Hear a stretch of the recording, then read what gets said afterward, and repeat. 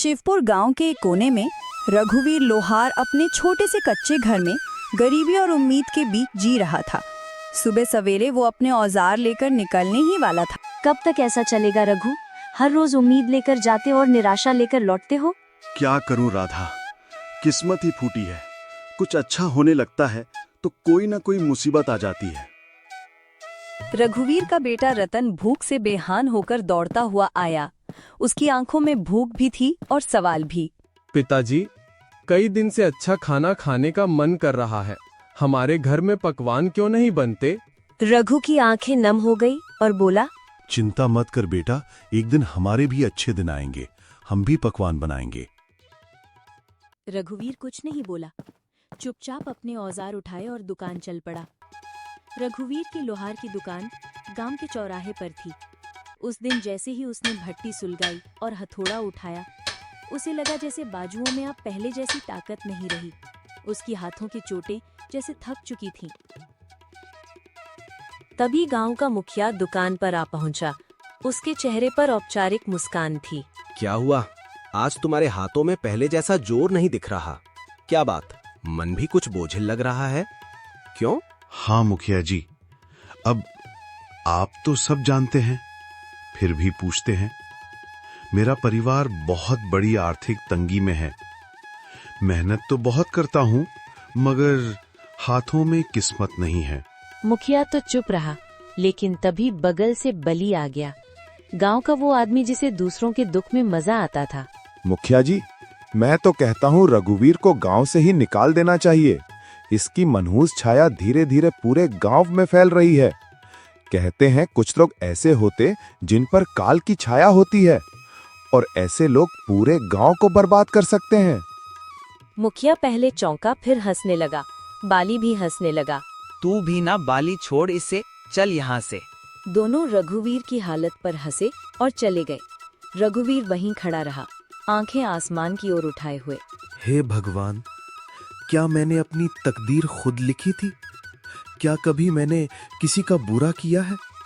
कभी चोरी, बेईमानी? मैंने कभी बुरा नहीं किया। फिर मुझ पर ये दुख क्यों आया है? क्यों मेरे सपने के दिए बुझ गए? मेरी उम्मीदों के चिराग बुझ गए।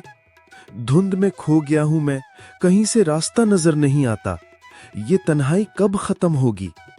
शाम को थका हारा रघुवीर घर पहुंचा। उसका चेहरा उदास था।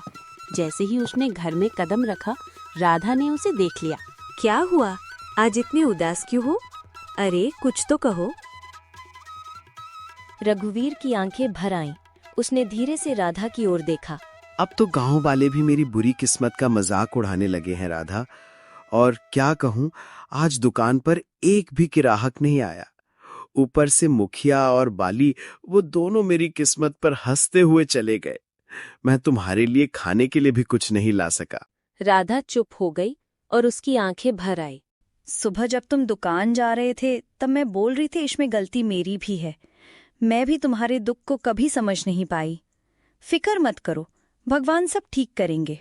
रघुवीर कुछ नहीं बोला, चुपचाप चारपाई पर लेट गया। उसके हाथ कांप रहे थे। वह चुपचाप घर से निकल पड़ा और जंगल की तरफ निकल पड़ा। उसका दिल बहुत भारी था। आंखों में उदासी और कदम जैसे बेजान हैं। दिमाग में बार बार एक ही ख्याल आ रहा था, क्या जिंदगी का यही अंत है? क्या मैं अपनी तकलीफों से अभिमुक्त हो जाऊं? रघुवीर आत्महत्या के विचारों में डूबा हुआ गांव की सीमा तक पहुंच चुका था। तभी सामने से मुखिया आता हुआ दिखाई दिया। अरे रघुवीर, आज दुकान नहीं खोली क्या? तुम सीधे जंगल की ओर निकल पड़े हो। क्या बात है? अब लोहार से लकड़हारा बनने का इरादा है क्या? रघु चुप रहा। वो पहले से ही उदास था। उसके पास मुखिया को जवाब देने के लिए कोई भी शब्द नहीं थे। अच्छा है, लकड़धारे भी बुरे नहीं होते। कम से कम जंगल में कोई तुम्हारी किस्मत का मजाक नहीं उड़ाएगा ना। मुखिया हंसता रहा और चला गया। रघुवीर बिना कुछ बोले जंगल की गहराई की ओर बढ़ गया। रघुवीर अब थक चुका था। उसके पैर जवाब दे चुके थे। वह एक घने पेड़ की छाया में बैठ गया, आसमान की ओर देखने लगा। मैं मर्द हूं ना, इसीलिए किसी के सामने रो नहीं सकता। अगर राधा और रतन मुझे रोते हुए देख लेते तो उनका मनोबल टूट जाता। इसीलिए मुझे जंगल आना पड़ा। भगवान, तू मेरी कितनी परीक्षा लेगा? रघु आसमान की ओर देखते हुए बातें कर रहा था। तभी उसके कानों में चीखने की आवाज आई। कोई है तो मेरी मदद करो। वो इधर उधर देखने लगा। अचानक उसकी नजर साधु पे पड़ी जो जमीन पर गिरे हुए थे। रघुवीर तुरंत उनके पास गया। साधु महाराज, आपको क्या हुआ? आप ऐसे क्यों पड़े हैं? बेटा, मैं राजगढ़ की ओर जा रहा था। रास्ते में बड़ी जोर की मोच आ गई। मैं गिर पड़ा और तभी इस सुनसान जंगल में पड़ा हूं कि ये जंगल इतना वीरान है कि यहाँ कोई आता ही नहीं। कई दिन हो गए हैं यहाँ कोई इंसान नहीं दिखा। मुझे बहुत प्यास लगी है। मेरा गला सूख रहा है। अगर जल्दी पानी नहीं मिला तो शायद मैं बच न सकूं। रघुवीर घबरा गया और इधर उधर देखने लगा, शायद कहीं पानी या मदद मिल जाए।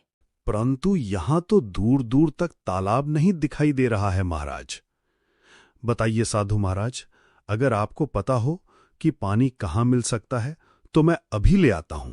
यहाँ से लगभग 2 मील दूर एक तालाब है। तुम मेरे लिए वहां से पानी ले आओ बेटा। इतना कहकर साधु ने अपना कमंडल रघुवीर के हवाले कर दिया। थका हुआ रघुवीर बिना देर किए हुए उस दिशा में चल पड़ा जहां उसे आखिरी उम्मीद नजर आ रही थी। जंगल की खामोशी के बीच अपनी थकी हुई टांगों से तालाब के पास पहुंच गया। जब उसने कमंडल तालाब में डाला तो अचानक धुआं उठने लगा। धुआं धीरे धीरे भयानक औरत की शक्ल लेने लगा। ये दृश्य देखकर रघुवीर के अंदर डर और हैरानी की लहरा दौड़ गई। तेरी हिम्मत कैसे हुई तालाब से पानी लेने की? क्या तुझे नहीं पता इस तालाब से कोई जल नहीं ले सकता? देखो, मुझे सच में नहीं पता था कि ये तालाब तुम्हारा है। मुझे माफ करो, मैंने ऐसा कोई अपमान नहीं किया। मैं एक डायन हूँ। अगर तुझे जल चाहिए तो तुझे एक पहेली का उत्तर देना होगा। अगर उत्तर गलत दिया तो इसी तालाब में डुबोकर तुझे मार दूंगी। लेकिन हाँ, एक और रास्ता है जिससे तू बच सकता है। तू बिना जल लिए यहाँ से चला जा। ना पहेली ना मौत। रघुवीर गहरी सोच में डूब गया। एक ओर साधु की प्यास, दूसरी ओर मृत्यु का भय। मैं यहां से जल लिए बिना कभी नहीं जाऊंगा। मैंने किसी से जल लाने का वचन दिया है और मैं अपना वचन नहीं तोड़ूंगा। तो मेरी ये पहेली सुन। एक घर ऐसा जो हर दिशा में खुला हो, जिसके अंदर उजाला हो, ना कोई खिड़की हो, ना कोई दरवाजा, ना कोई दीवार हो, ना ही कोई जमीन, फिर भी सब कुछ उसमें समाया हो। बता कौन है वो? रघुवीर ने कुछ क्षणों के लिए अपनी आंखें मूंद लीं। उसकी सांसें तेज और बेकाबू थीं, मानो दिल के भीतर तूफान जल रहा। लेकिन उसके चेहरे पर एक अनोखा सा सुकून था, एक गहराई से शांत भाव, जैसे वो अपनी भीतर की रोशनी से सच्चाई को खोजने की कोशिश कर रहा हो। अंदर से बेचैनी के बावजूद उसके माथे पर एक दृढ़ संकल्प की रेखा साफ नजर आ रही थी, जो ये बता रही थी कि वो हार मानने वाला नहीं है। वो है मनुष्य का मन। हर दिशा में खुला होता है, उसमें उजाला भी होता है और अंधकार भी। न कोई दीवार, न कोई दरवाजा, फिर भी उसमें पूरा संसार समा जाता है। डायन कुछ देर चुप रही, जैसे रघुवीर के उत्तर पर हैरान हो गई हो। फिर अचानक जोर जोर से हंसने लगी, एक ऐसी हंसी जिसमें हैरानी, गुस्सा और थोड़ी सी खुशी भी छुपी हुई थी। तू पहला योगी है जिसने मेरी पहेली का सही उत्तर दिया है। जा, जितना जल चाहिए ले जा। आज तुझसे मिलकर मुझे प्रसन्नता हुई। रघुवीर ने अपने कमंडल को ठंडे और साफ जल से भर लिया। उसकी आंखों में एक चमक थी, सफलता और संतोष की। फिर बड़े तेजी से लौट पड़ा। कदमों में जल्दी थी पर दिल में शांति। वह सीधे उसी स्थान पर पहुंचा जहां साधु महाराज निजीत से पड़े थे, जैसे उनके जीवन की आखिरी उम्मीद सिर्फ रघुवीर की वापसी से जुड़ी हो। लीजिए महाराज, मैं जल ले आया हूँ। साधु ने जल पीते ही रघुवीर को गहराई से देखा। उनकी आंखों में हैरानी और आश्चर्य साफ झलक रहा था। बेटा, क्या सच में तुमने इसी तालाब से जल लिया है? हाँ महाराज, आपने कहा था और मैंने निभाया। मुझे लगा था कि तुम जल नहीं ला पाओगे, क्योंकि मैं जानता था कि उस तालाब में एक डायन का वास है जब भी कोई मनुष्य जंगल में आता है मैं उसकी ऐसे ही परीक्षा लेता हूँ।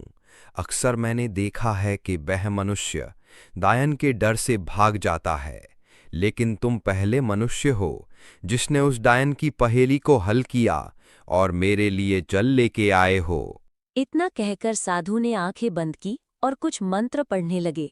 तभी वहां रंग बिरंगी किरणों के साथ एक हिरण प्रकट हो गया। तूने मेरी मदद की है, इसलिए तुझे मैं ये भेंट देना चाहता हूँ। साधु महाराज, इतना तो मुझे पता चल गया है कि आप कोई चमत्कारी साधु हो, परंतु मैं ये इस हिरण का क्या करूंगा महाराज? इसे अपने घर ले जा, अपनी बेटी की तरह पाल इसे, और याद रख, तेरी किस्मत बदल देगा। मैं जानता हूं तू सबसे ज्यादा अपनी किस्मत से परेशान है, वरना तेरे अंदर कोई बुराई नहीं है।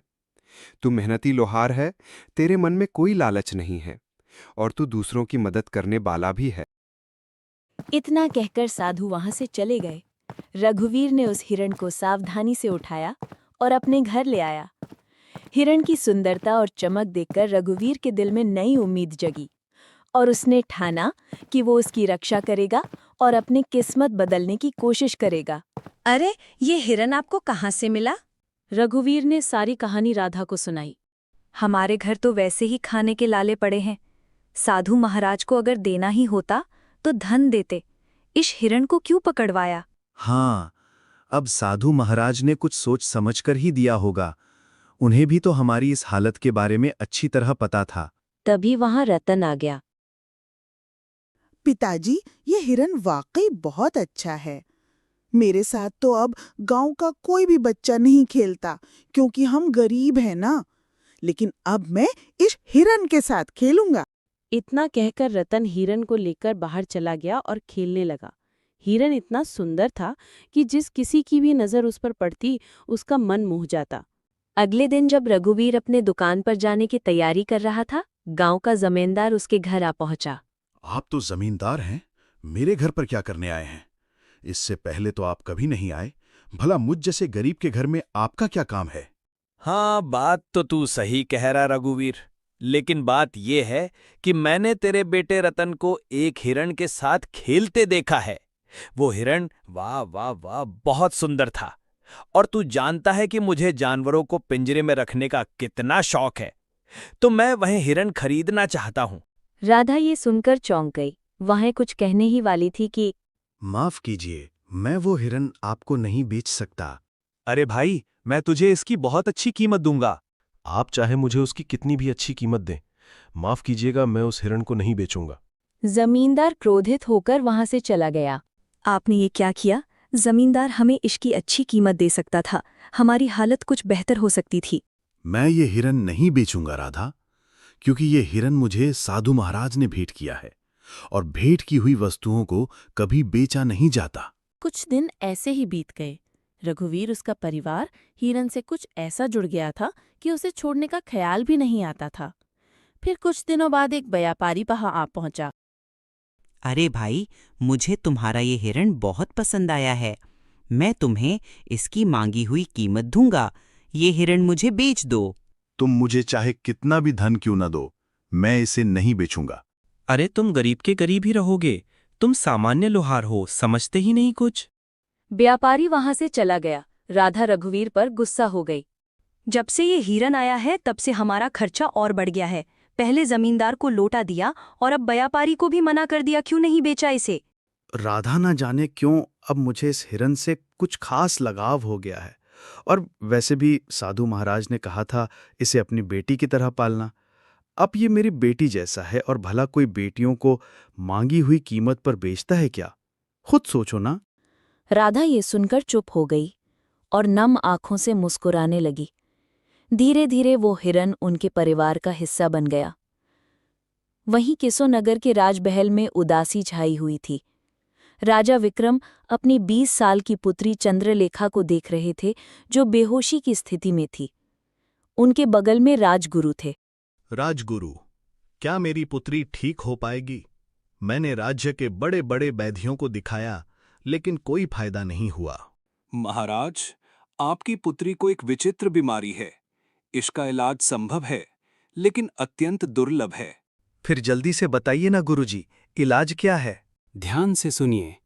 एक मायावी हिरन का आंसू और एक गरीब मनुष्य का आंसू, जब ये दोनों एक साथ मिलेंगे तो एक दिव्य पुष्प में बदल जाएंगे और उस पुष्प को राजकुमारी के शरीर को स्पर्श कराना होगा, तभी वह स्वस्थ हो पाएगी।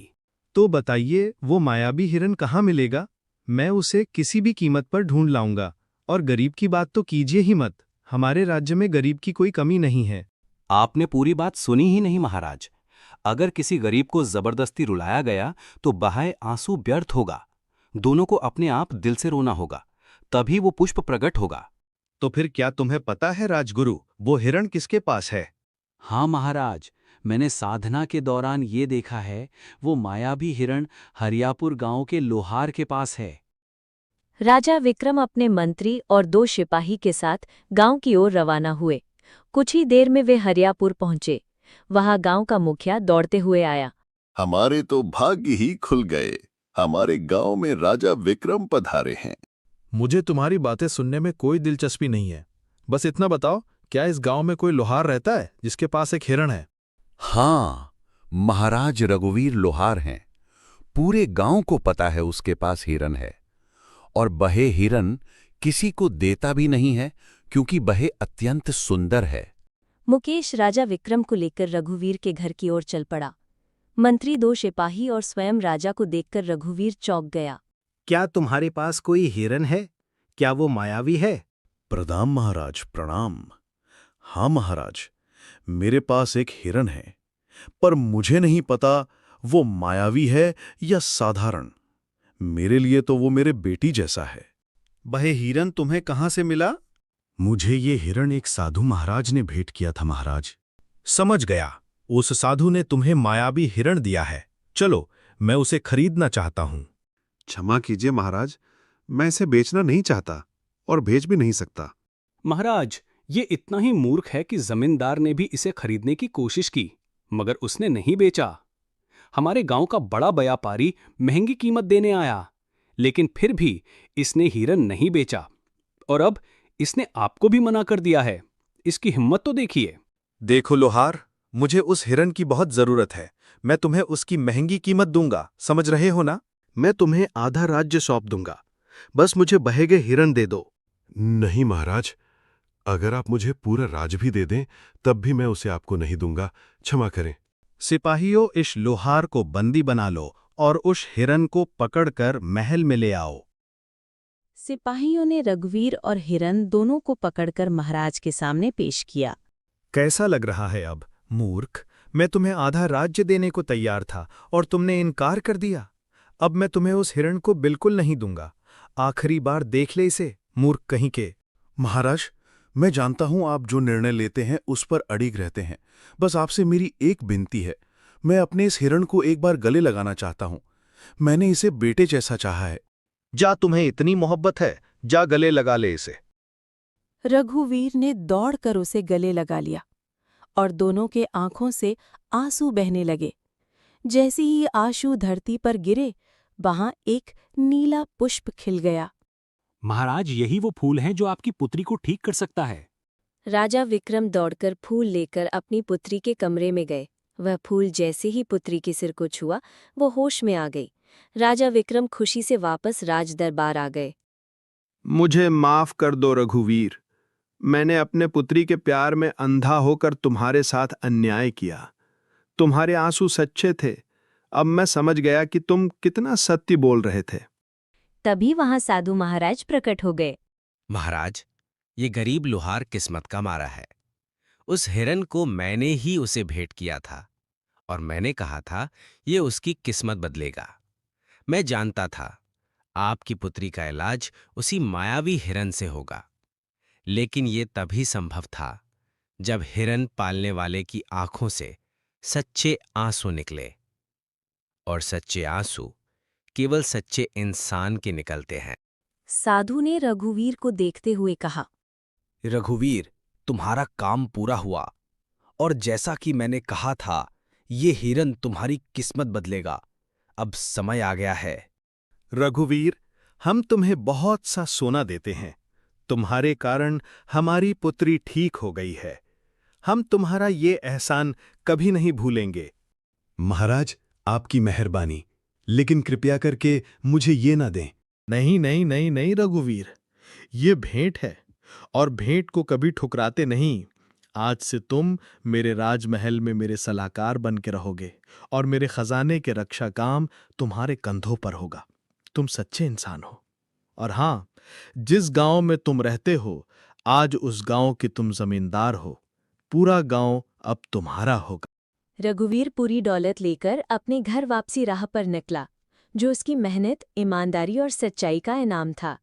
इस तरह एक सामान्य लोहार अपनी मेहनत और ईमानदारी की वजह से अपनी किस्मत बदलने में कामयाब हो गया। उसका जीवन पहले से ज्यादा खुशहाल और सरल था और वह अपने गांव के लिए एक मिसाल बन गया।